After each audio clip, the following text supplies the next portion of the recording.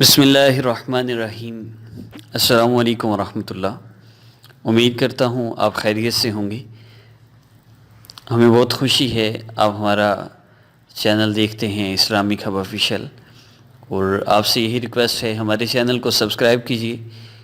اس کی بیسک صرف ہمارا مقصد یہی ہے کہ آپ لوگوں کا اللہ رب العزت سے تعلق جڑ جائے، اس کے علاوہ اور کوئی مقصد نہیں ہے، کیونکہ ہمارے چینل میں جو چیزیں آپ کو بتائی جا رہی ہیں آپ کو یہ اور کہیں نہیں ملیں گی۔ اس لیے سبسکرائب کیجیے اور گھنٹی کے بٹن کو پریس کیجیے، آپ کو بہت فائدہ ہوگا۔ معزز سامعین، ہمارے مسائل کا حل، پریشانیوں سے نجات اور کامیابی و کامرانی صرف دین اسلام والی زندگی میں ہے، اور انسان وہی کامیاب ہے جو ایسی زندگی گزار کر گیا جس زندگی سے اللہ رب العزت بھی راضی ہوں، اللہ کی محبوب صلی اللہ علیہ وسلم کی بھی اطاعت کی ہو، وہ اصل کامیابی ہے۔ دنیا کی کامیابی کوئی کامیابی نہیں، دنیا کی ناکامی بھی کوئی ناکامی نہیں، دنیا کی بادشاہت بھی کوئی بادشاہت نہیں، دنیا کی فقیری بھی کوئی فقیری نہیں۔ یہ دنیا کی ساری لذتیں، ساری شہوتیں، ساری مصیبتیں، سارے غم، ساری فکریں، یہ سب ختم ہو جائیں گے۔ جو انسان اللہ کو راضی کر کے چلا گیا وہ کامیاب ہوگا، وہ خوش ہوگا، وہ اپنی مراد پا لے گا۔ جو اللہ کو ناراض کر کے اس دنیا سے جائے گا وہ ناکام ہو جائے گا، وہ ذلیل و رسوا ہو جائے گا۔ اصل زندگی کیا ہے؟ وہ زندگی جو اللہ رب العزت کی بندگی والی گزاری جائے، زندگی بے بندگی شرمندگی نہ ہو، اللہ رب العزت کی اطاعت والی ہم زندگی گزاریں۔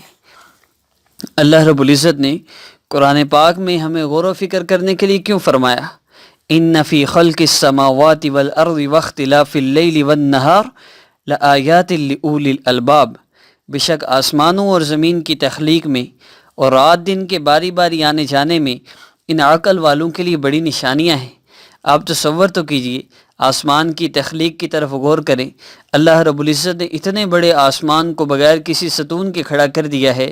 اللہ فرما رہے ہیں آسمان کی طرف نظر اٹھا کر دیکھ، کوئی عیب نظر آتا ہے؟ آپ نے معزز سامعین کبھی کوئی دراڑ دیکھی ہے؟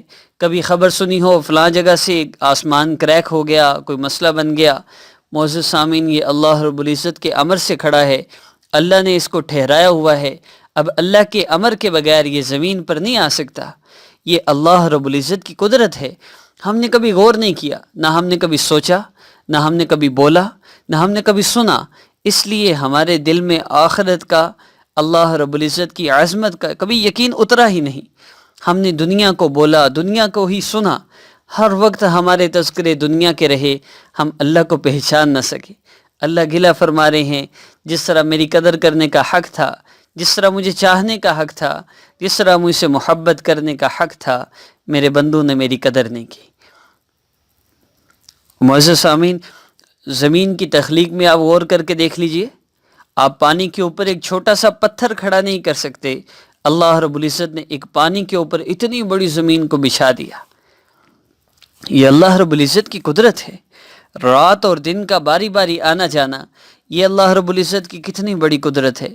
آپ سوچئے تو صحیح، یہ صبح سورج نکلتا ہے، شام کو غروب ہوتا ہے، صبح پھر اسی وقت سورج نکلتا ہے، ایک مقرر وقت ہے جو پورے سال میں اس کا دورانیہ چلتا ہے۔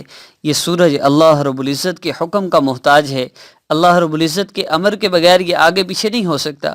آپ سوچئے تو صحیح، کبھی ایسا ہوا ہو کہ سورج لیٹ ہو گیا ہو، کبھی ایسا ہوا ہو کہ چاند لیٹ ہو گیا ہو، کبھی ایسا ہوا ہو کہ چاند کے گھٹنے کی مقدار بڑھ گئی ہو یا چاند کے گھٹنے کی مقدار کم ہو گئی ہو؟ کبھی ایسا نہیں ہوا۔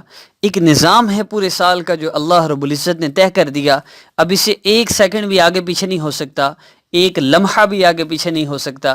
اور معزز سامعین، اگر ایسا ہو جائے تو زندگی کا نظام ایک سیکنڈ میں، ایک سیکنڈ کے 1 کروڑویں حصے میں بھی اگر کوئی چیز اللہ رب العزت کی نافرمانی کر لے، سورج اللہ رب العزت کے امر کے بغیر 1 کروڑ سیکنڈ کے 1 کروڑویں حصے تک بھی اپنی مرضی کر لے، دنیا کا سارا نظام تباہ ہو جائے۔ یہ اللہ رب العزت کی قدرت ہے۔ الذین یذکرون اللہ قیاما وقعودا وعلی جنوبہم وَيَتَفَكَّرُونَ فِي خَلْقِ السَّمَاوَاتِ وَالْأَرْضِ رَبَّنَا مَا خَلَقْتَ هَذَا بَاطِلًا سبحانک فقنا عذاب النار، جو اٹھتے بیٹھتے اور لیٹے ہر حال میں اللہ کو یاد کرتے ہیں اور آسمانوں اور زمین کی تخلیق پر غور کرتے ہیں اور انہیں دیکھ کر بول اٹھتے ہیں کہ اے ہمارے پروردگار، آپ نے یہ سب کچھ بے مقصد پیدا نہیں کیا، آپ پاک ہیں، بس ہمیں دوزخ کے عذاب سے بچا لیجیے۔ معزز سامعین، یہ وہ لوگ تھے جنہوں نے اللہ رب العزت کو پہچان لیا اور فرمایا ربنا ما خلقت ھذا باطلا سبحانک فقنا عذاب النار۔ اللہ ہمیں بھی ان لوگوں میں شامل فرما دے، اس کے لیے ہمیں کوشش کرنی پڑے گی، اس کے لیے ہمیں محنت کرنی پڑے گی اللہ کے تعلق کے لیے۔ معزز سامعین، ہمارا آج کا عمل رمضان المبارک میں اللہ رب العزت سے اپنے مسائل کو حل کروانے کے لیے بہت مجرب ہے، اور جب تک اللہ رب العزت سے ہمارا تعلق نہیں جڑ جاتا ہمارے مسائل حل نہیں ہو سکتے۔ تو اللہ رب العزت سے مسائل کو حل کروائیے، اعمال کے ذریعے اللہ رب العزت سے اپنا تعلق جوڑیے اور اپنے مسائل کو حل کروا لیجیے۔ یاد رکھیے، جب تک اللہ کا تعلق نہ ہو تب تک مسائل حل نہیں ہو سکتے، اور جب تک گناہ نہ چھوڑے جائیں اللہ رب العزت کا تعلق نہیں مل سکتا۔ اس لیے گناہوں کی زندگی کو، بے دینی کی زندگی کو چھوڑ کر پھر اللہ رب العزت سے اپنا تعلق جوڑیں۔ ہمیں سے ہر بندہ پریشان ہے، ہر بندہ مسائل میں مبتلا ہے، اور اللہ رب العزت نے دنیا کو دارالامتحان بنایا ہے، ہر بندے نے امتحان میں آنا ہی ہے۔ تو پھر ہم نے کیا کرنا ہے؟ ہم نے یہ کرنا ہے کہ اللہ رب العزت سے عافیت مانگنی ہے، اور اللہ رب العزت سے جب عافیت مانگے کہ اللہ عافیت عطا فرمائیں گے، لیکن پھر اللہ رب العزت کی طرف سے کوئی آزمائش آ جائے تو پھر اس میں صبر کا حکم ہے۔ اب ہم عافیت بھی نہیں مانگتے اور اچھے موقع پر شکر بھی نہیں کرتے، اور جب تکلیف آ جاتی ہے تو پھر صبر بھی نہیں کرتے۔ اب یہ ساری چیزیں ہماری زندگیوں سے نکلی ہوئی ہیں بے دینی کی وجہ سے، اور اس بے صبری میں آ کے پھر ہم اللہ کے غیر کے پاس جا رہے ہوتے ہیں، کہہ دیتے ہیں حضرت ہمارا مسئلہ حل کر دیں۔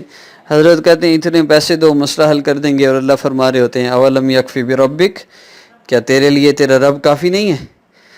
اور معزز سامعین، اللہ کو اپنے لیے کافی سمجھ کر عمل کیجیے۔ اللہ آپ کے سوا کون ہے میرا مسئلہ حل کرنے والا؟ اللہ کس کے پاس جاؤں؟ اللہ اس در کو چھوڑ دیا تو اور کون سا در ہے، اور کون سا ایسا میرے پاس راستہ ہے، اور کون ہے میرا جو میرے مسائل کو حل کر سکے؟ اللہ آپ کے سوا کوئی نہیں کر سکتے۔